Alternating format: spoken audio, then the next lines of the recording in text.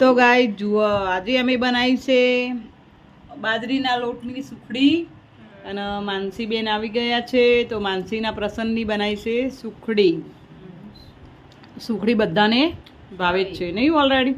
બાજરીના લોટની સુખડી. બાજરીના લોટની બનાવી.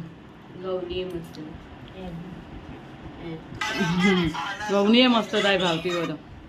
અને ક્રિશુ અને ટાઈસી ઊંઘ્યા છે. જો ટાઈસી જેવો ઊંઘી ગયો બેડમાં. એસી ચાલુ હો.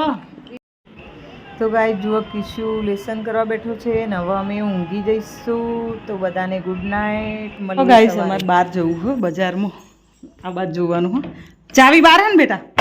ખાલી અમે તાળું રાખીને બધું કરીએ ને એટલે જોયું. હું ખબર નહીં પડે. એને શું હોય ખબર કે મારી મમ્મી જાય છે ને તો એમ કે મને લેતી જશે. એવી કોઈને કીધું એ નહીં તને લઈ જવાની. હા પહેલથી તૈયાર થઈ જાય છે.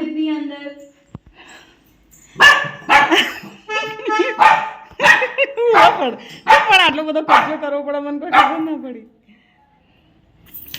તો ગાય ટાઈસુડો આટલો બધો કજ્જો કરે પણ મારા તાળું તો મેલ્યું નાના મોટી વસ્તુ લેવા બજારમાં મારા મોબાઈલ ખાલી એટલું કોઈ ને ટાઈસી તાર આપવાનું હતો જ આપવાનું. હું એમ કોઈ ને કે ઘેર રહેવાનું તો આટલો કજ્જો કરે ને તો સીધી ટાઈસી તાર ઘેર રહેવાનું અંદર જતી રે.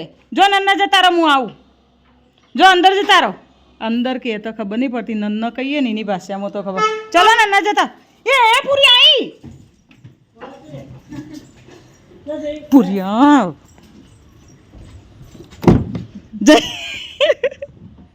જતી રહી.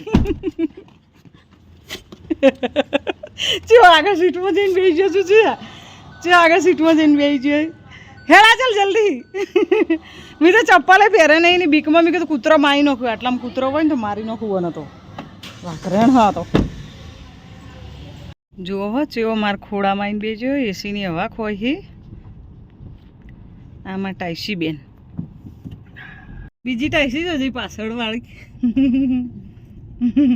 જો તાર ખોળામાં આવી કોઈ મારા ખોળામાં આવી છે ને.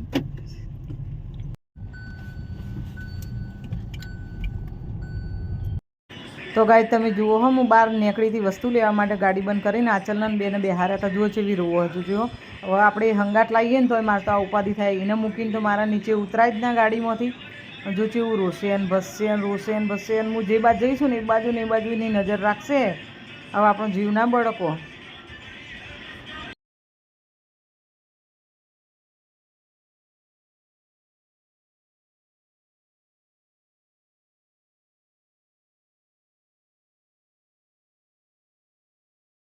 તો ગાઈ જુઓ અમે બનાવ્યા દાળ ભાત. મગની દાળ હ આપણે જમ તુવેરની દાળ બનાવીએ ને એવી રીતે મેં મગની દાળ બનાવી. કારણ કે અત્યારે ચોમાસા જેવું વાતાવરણ હોય એટલે ગેસ બેસ થાય ને એવું બધું હોય ને તુવેરની દાળથી. એટલે મગની દાળ સેમ બનાવી. શરીર માટે બહુ સારી.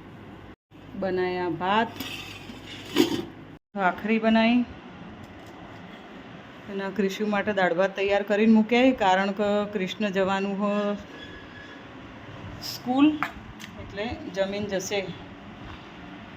તો ગાય જુઓ ભીંડા લાઈન મૂક્યા છે પણ ભીંડાનું શાક હવે એવું હશે તો રાતે બનાવીશું.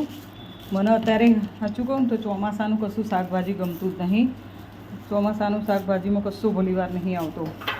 એટલે શાકભાજી તો ખાસ કરીને. તો બાય બ્લોગને કરું છું એન્ડ.